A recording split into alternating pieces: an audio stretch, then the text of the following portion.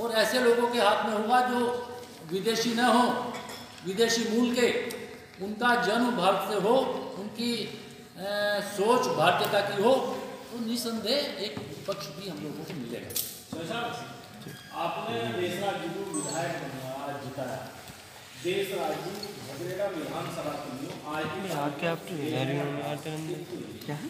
दूसरा है कि देशराज के लिए आपके दरवाजे क्या बंद हो चुके हैं? नहीं, देखो ऐसा पार्टी के वो विधायक हैं, समझे। हम जो है सिर्फ मनभेद रखते हैं, मतभेद नहीं रखते हैं, समझे। हम मनों में हमारा थोड़ा सा अंतर हो सकता है, दूरी, लेकिन मतभेद ऐसे नहीं है कि हम लोग ना बैठ सकें। जब पार्टी का कार्य होगा बैठेंगे, विचार करेंगे उसमें जो है। लेकिन आज की तारीख में देशराज जी पर नेता की कई किस्में होती हैं। नेताओं की एक फेसबुक नेता है, समझे, जिनका बड़ा मान रहा हूँ। मैंने जीवन में किसी पर कभी व्यक्तिगत आरोप की राजनीति नहीं की। मैंने हमेशा पार्टी का सिद्धांतों की राजनीति की है और मैं उसी सिद्धांत पर चल रहा हूँ। यह तो एक मजबूरी होती है कि जब कोई बिना वजह किसी को छेड़े तो उसको उसकी चुप रहने को या उसकी साइलेंस को वो आदमी कमजोरी मान रहा हो, तो तब ये परिस्थिति आती है कि उसको कंट्राडिक्ट करना पड़ता है, जवाब देना पड़ता है। चैंपियन साहब अपना आपको राजा कहते हैं, क्या वो वाकई ही राजा हैं या फिर?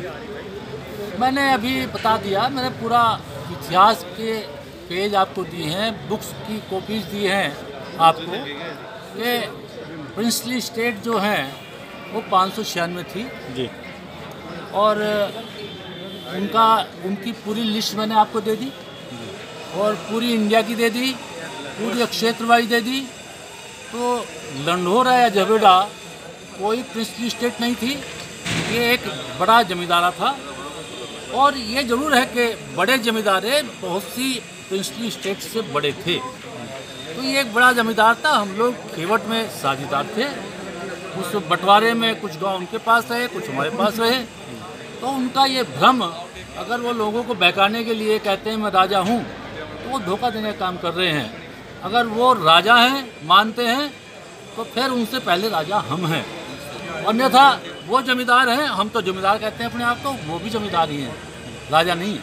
आपने डीएनए के फर्क की भी बात कही जी, डीएनए के फर्क कह रहा हूँ कि जब अडॉप्टेड सन आ गया उस गद्दी पर जी, थोड़ी देर के लिए, तो डीएनए चेंज होता है, डीएनए चेंज होता है।